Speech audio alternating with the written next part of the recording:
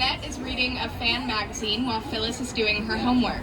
With a dreamy sigh, Jeanette thrusts the magazine in Phyllis's face. Is he Bodie to the max or what? Bodie? Don't you mean Grody? No, I mean Bodie, as in bodacious. Just look at him. Weird Al enters. He is a figment of Jeanette's imagination. No! I'm offering you eye candy, Phyllis, not caffeine pills. You can't just say no. Coulda, woulda, dida, Jeanette. But he puts the hunk in hunky-dory. Skee-ball brown eyes and those spectacular spectacles keep enlarged and in charge. White ball white teeth, minus the gaps. And that hair, each lustrous lock the color of a cuckoo clock. Weird Al Yankovic can slather those curly fried tresses in my ketchup any day. The man is going to change our lives. Why do we need the man, or even a man, to make a change? He's not a Miss Piggy Bank. True, but I have no objection to him putting us in our place, because our place in MTV's Video Thrilled the Parody Star contest is first. When we plant our flag on that cartoon moon, it'll be one small step back for man and one giant leap for womankind. What if the song we chose is too retro? Have you been watching the Totally Tubular Tube lately? It's got golden oldies galore. The Golden Girls, Murder, She Wrote, Life with Lucy, and on the big screen we've seen Back to the Future, The Color Purple, Amadeus, Cocoon. Okay. Our choice of song is righteously and rightfully retro, but what if our lyrics that we wrote are too radical? You're worried that our song will exceed excessive excellence? Of course not.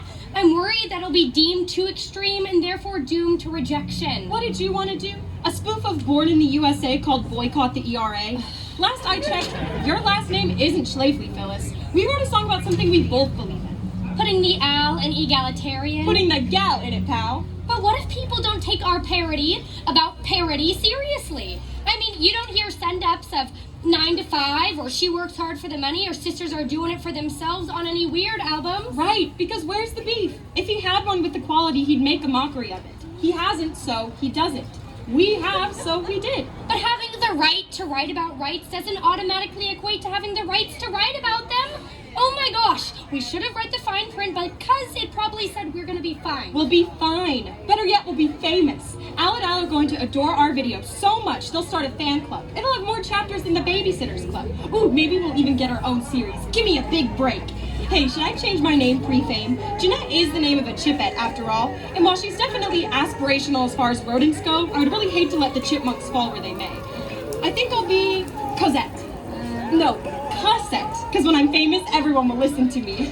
I just hope my built-in fan base can adapt to the change. If you were a light bright, I'd take you down a few pegs. What built-in fan base? You were Kim Fields' partner during Teen Week on Body Language. You lost. How was I supposed to know that this meant accordion and not Commodore 64? Because you operate the computer perpendicularly. And because that goofball you love so much plays the squeeze box. Yeah, well, that goofball lost on Jeopardy. Win, lose, or call it a draw, right? Which means we're equals. It also means I'm due for a win. Don't you want that for me? Us? Honestly, I'd be content with a consolation prize. I could use a lifetime supply of Sweet Valley highlighters. I wouldn't mind being Mr. Yankovic's participation trophy wife. Now, I know what you're thinking. Given the message of our music video, I sound like a hungry hypocrite. But let's face it, Phil. He and I wouldn't have chemistry. We'd have alchemy. Unless, of course, he thinks I'm weird. Or worse, he thinks I'm not. Okay, I'm gonna shop till you drop this subject. I could really use a new, sticker book. Fanny pack. As in, when it comes to contemplating the contest results, we should seriously fanny pack it in. But our entry is head and shoulder pads above the rest, Phyllis. I just know it. So do I, Jeanette, and that's what scares me most of all. If we win, we'll become oddities and commodities. We'll be at odds with each other. That's just the way it goes. Cabbage Patch Kids end up in the garbage pail. Strawberry shortcake goes from sweet to stale. Unless we're a one-hit wonder, a prospect that is both appalling and appealing, our friendship is gonna crumble like a Keebler opera cream sandwich cookie. Not even. Get real. You're gonna drop me like those thin-skinned, not hot, small potatoes that I am. You take those allegations back this instant. No. If that's what you think of me, Phyllis, well then, may your strangers never be perfect, your spoons never be silver, and your bosoms never be buddies. Well, folks, things are heating up in the microwave.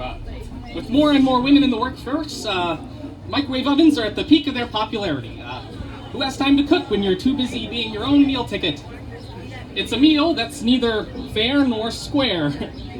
Who would dare be stupid enough to give you less bread because you're abroad? That's what our contest winners, Jeanette Aqua and Phyllis McKeon, are wondering in their song, Gimme My Dough, a rational lampoon of Maybe I Know, recorded by Leslie Gore in '64. Not to mention an homage to my euphonious caricatures of comestibles, lasagna, eat it, and the indigestible girls just wanna have lunch. On their application under inspiration, one wrote, you, meaning me. The other wrote Sophia Petrillo because she taught me, meaning her, that while guys may hold the purse strings, girls hold the purse handles. Now let's watch these gals and make waves, minus the micro, though not necessarily without the microphone. Oh, and our winners will receive 10,000 smackaroos, which is exactly what a man would earn if they'd won.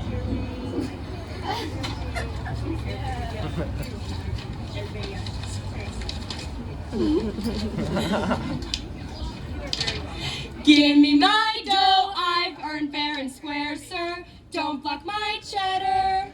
You're not the big cheese, just a chauvinist sleaze. You act like masters of the universe. You want our victories to go in reverse. Aunt Jemima and Mama Celeste should be your equals and not second best. Give me my dough, I've earned fair and square, sir. Don't block my cheddar. You're not the big cheese, just a chauvinist sleaze. You think the status quo's molto bene, but all that's tubular is our penne. We're just as saucy and al dente, so fork it over on every payday. Give me my dough, I've earned fair and square, sir. Don't block my cheddar. You're not the big cheese, just a chauvinist sleaze. Deep dish, thin, square, round, homemade. They've got less crust than you. Herbs, mushrooms, pepperoni. Nothing tops this breakthrough. Give me my dough, I've earned fair and square, sir. Don't block my cheddar.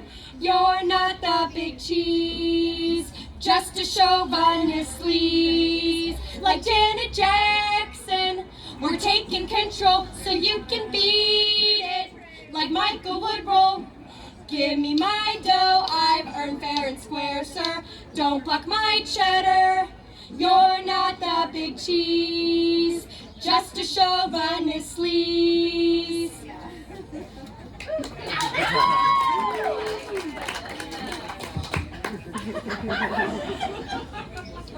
Jeanette, do you know what this means?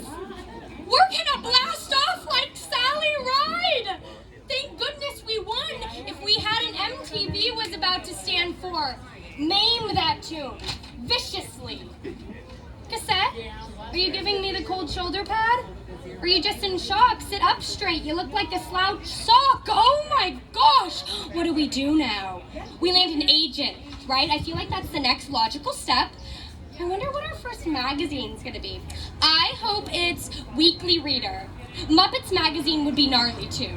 What I'm more concerned about is our next TV appearance. If our agent doesn't jump through hoops to get us on Circus of the Stars, he's fired.